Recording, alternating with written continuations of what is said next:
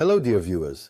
Our weekly Torah portion, Parashat Vaera, says this, "And Elohim spoke to Moshe and said to him, I am Hashem."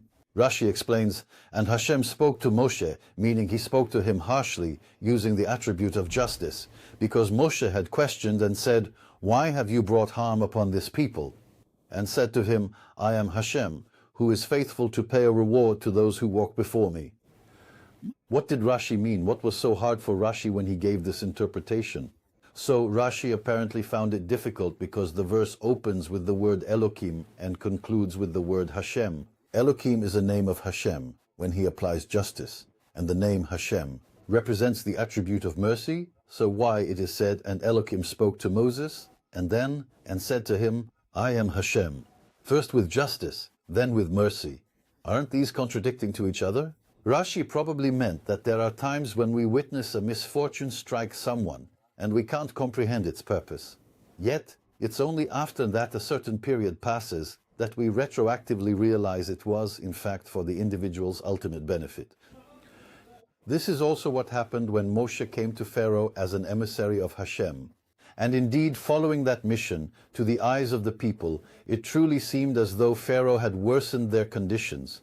This was because initially they had been receiving straw from the state with which to produce the bricks. Pharaoh then withheld the straw from them, demanding they go and gather it themselves. Yet, the time allotted for the brick supply remained unchanged, as if they had purchased it. It was as if they were supplied with straw, and this indicated very harsh conditions. So Moshe was astonished and said, "Why these people are suffering? Ever since I came to Pharaoh, these people are suffering even more." But Moshe didn't realize that when HaKadosh Baruch Hu witnessed their labor intensify to such a grueling and oppressive degree, it was ultimately for their own benefit. Also, Hashem revealed to Abraham, telling him, "Your descendants will be strangers, enslaved, and oppressed for 400 years. But then HaKadosh Baruch Hu reduced it by 190 years, and they left Egypt after almost half the time, 210 years.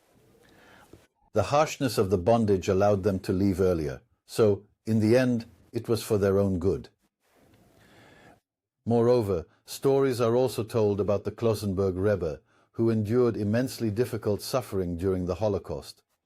Just imagine, he lost his dear wife and all 11 of his beloved children in the Holocaust. And he was the one who motivated all the unfortunate souls who were truly heartbroken, and he would encourage them, "HaKadosh Baruch Hu is with us."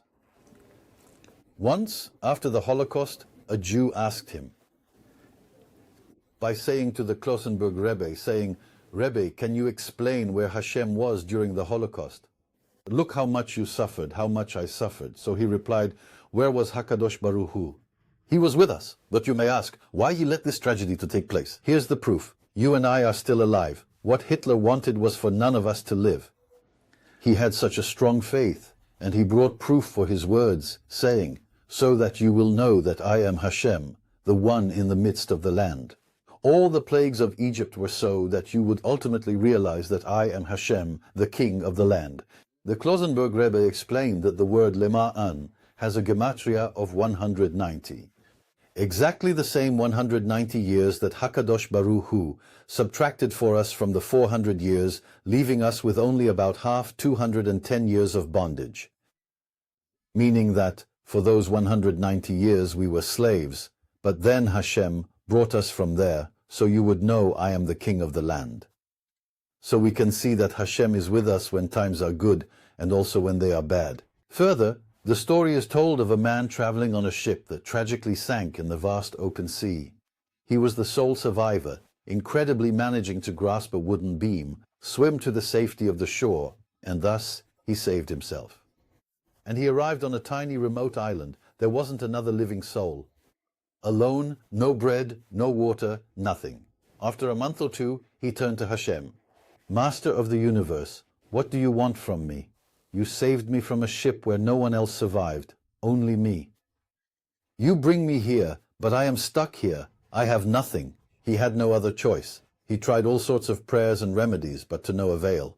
He ate weeds and some bitter fruit he picked from a tree. And slowly, he first built himself a kind of hut, then a sort of house, a small cabin made of dry wood. It was winter, and he slightly warmed his little home, this shack. Then he went to sleep. And while he was falling asleep, he suddenly felt a fire, and his whole home was engulfed in flames. He turned again to Hashem, saying, "Master of the universe, I built a home. I had just gotten myself settled here. It became a tiny little cabin for me with only the clothes on my back. I put them in there. Why did you burn down my house?" And just as he was complaining to Hakadosh Baruch Hu, suddenly he heard a helicopter passing by. He looked up, startled, and saw it. It lowered a rope to him, and they instructed him, "Grab the rope." And just like that, they lifted him up to safety and rescued him. Because the island was so incredibly tiny, the helicopter couldn't possibly find a place to land. Afterwards, he asked the pilot, "Tell me, how did you know I was here? I made all kinds of signals so many times and no one saw me." "Not ships, not helicopters, not planes." He said, "You gave me a signal." He asks, "What signal did I give you?" "I was passing nearby. Suddenly I saw that you had lit a fire, and then I understood you were in distress. I came and saw that you were truly in distress, and that you raised your hands to me for help. That's why I came and lowered this rope to save you." The man thought, "Look, what I thought was Hashem is punishing me, burning down my only home, my one shack on this tiny island. But that was the very source of my salvation." This is precisely what Rashi referred to when Hashem indeed said, "And Elohim spoke to Moshe." Indeed, the attribute of justice was on display during the Egyptian enslavement.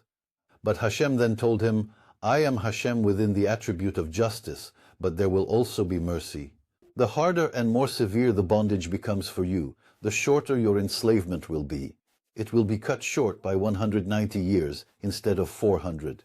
So that you may know truly, you shall know that I am the king in the midst of the land." For the sake of this, it shortened the Egyptian bondage by 190 years. Shabbat Shalom.